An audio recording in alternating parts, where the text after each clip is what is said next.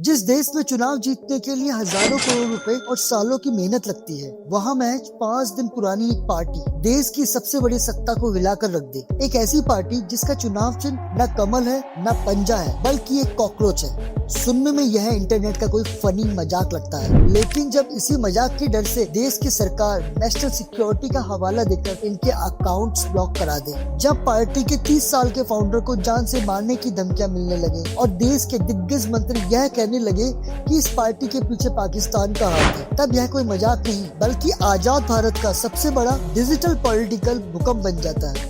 आज हम डिकोड करेंगे कॉकरोच जनता पार्टी की पूरी इनसाइट स्टोरी। आखिर कैसे एक गाली से शुरू हुआ ये मूवमेंट 2.2 करोड़ लोगों की आवाज बन गया। क्या यह यूथ का असली डिजिटल रिवॉल्यूशन है या फिर आम आदमी पार्टी और विदेशी ताकतों का कोई खतरनाक प्रोजेक्ट? इस डिजिटल सुनामी की शुरुआत होती है 15 मई 2026 से। चीफ जस्टिस सूर्यकांत के मुंह से युवाओं के लिए कॉकरोच शब्द निकल गया। आज का यूथ पहले से ही नीट पेपर लीक, बेरोजगारी और करप्शन से अंदर तक टूटा हुआ है। उन्हें लगा कि सिस्टम सच में उन्हें कीड़े मकोड़े समझता है। बस इसी बेइज्जती को बोस्टन यूनिवर्सिटी में पढ़ने वाले एक 30 साल के अभिजीत दिप्के ने हथियार बना लिया और कॉकरोच जनता पार्टी लॉन्च कर दी। उनका मैसेज बहुत सीधा था, हाँ हम कॉकरोच हैं क्योंकि हम इस सड़े हुए सिस्टम में भी सरवाइव करना जानते हैं। और देखते ही देखते बिना किसी रेल के 10 लाख युवा इस पार्टी में ऑफिशियल मेंबर बन गए, क्योंकि इनका 5 पॉइंट्स मैनिफेस्टो किसी नेता का झूठा वादा नहीं बल्कि यूथ की असली मांग थी। रिटायरमेंट के बाद जजों को कोई सरकारी पद न मिले,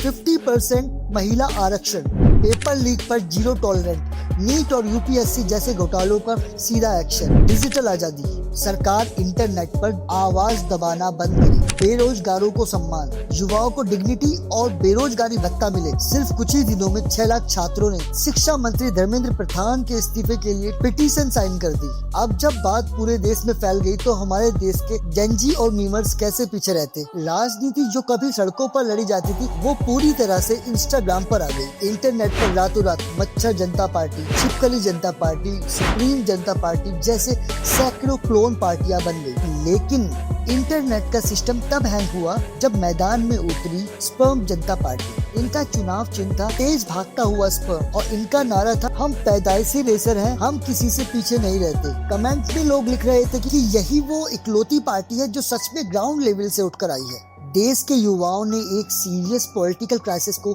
एक फुल ऑन कॉमेडी और ट्रोलिंग वार में बदल दिया, जिसे देखकर सरकार का माथा भी ठनक गया। लेकिन जब कोई मूवमेंट इतनी तेजी से वायरल होता है तो उसके पीछे की काली सच्चाई भी बाहर आने लगती है। इस कहानी में 2 ऐसे बम फटे जिसने सीजेपी की पूरी नीयत पर सवाल खड़े कर दिए। आम आदमी पार्टी से कनेक्शन। अचानक इंटरनेट पर पता चलता है कि पार्टी के फाउंडर अभिजीत दिप्के सन 2020 से सन 2023 तक आम आदमी पार्टी के सोशल मीडिया कैंपेन का अहम हिस्सा रहे। बात तब और बिगड़ गई जब दिल्ली के पूर्व डिप्टी सीएम मनीष सिसोदिया ने ट्वीट किया, मगरमच्छ और कॉकरोच की लड़ाई में मैं कॉकरोच के साथ हूँ। इसके बाद कई बड़े बुद्धिजीवी और पूर्व अधिकारियों ने यह कहकर सीजेपी का साथ छोड़ दिया। यह कोई स्वतंत्र यूथ मूवमेंट नहीं बल्कि आपका एक सीक्रेट पॉलिटिकल प्रोजेक्ट है। दूसरा सबसे बड़ा बम, द पाकिस्तान एंगल। सत्ताधारी सरकार के दिग्गज मंत्रियों ने एक खौफनाक दावा किया। उन्होंने कहा कि सीजेपी के फॉलोअर्स में से 49% अकाउंट्स पाकिस्तान से ऑपरेट हो रहे हैं और भारत में सिर्फ 9% है।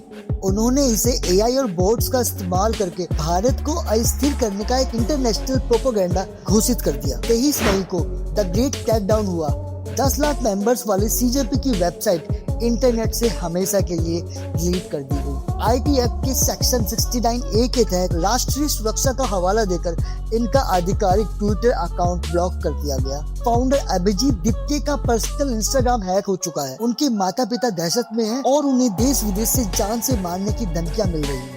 लेकिन इतनी पाबंदियों के बावजूद उनका मेन इंस्टाग्राम पेज आज भी 2.2 करोड़ की जनता के साथ खड़ा हुआ है। अभिजीत का आखिरी मैसेज था, हमारा गुनाह सिर्फ इतना है कि हमने यूथ के लिए बेहतर भविष्य मांगा। लेकिन याद रहे, कॉकरोच कभी मरता नहीं। दोस्तों, आज मैं आपको कोई फैसला नहीं सुनाने वाला हूँ, बल्कि मैं आपसे इस देश की सबसे बड़ी अदालत यानी आप जनता की अदालत में 3 सीधे सवाल पूछना चाहता हूँ। क्या आपको लगता है कि सीजेपी सच में पेपर लीक और बेरोजगारी से टूटे हुए स्टूडेंट्स की आवाज है, या फिर यह आम आदमी पार्टी और पाकिस्तान की रची हुई कोई गहरी साजिश है? क्या सरकार का इंटरनेट पर नेशनल सिक्योरिटी बोलकर यूथ की अकाउंट ब्लॉक करना सही था या यह डिजिटल तानाशाही की शुरुआत है? और सबसे बड़ा सवाल, स्पर्म जनता पार्टी जैसे मीम्स क्या हमारी राजनीति का मजाक बना रहे हैं या यही आज के यूथ का अपनी बात कहने का नया तरीका है? कमेंट में आज खुलकर अपनी राय रखिए। अगर इस वीडियो ने सच में आपको सोचने पर मजबूर किया है तो इसे हर भारतीय छात्र और युवा तक जरूर शेयर करें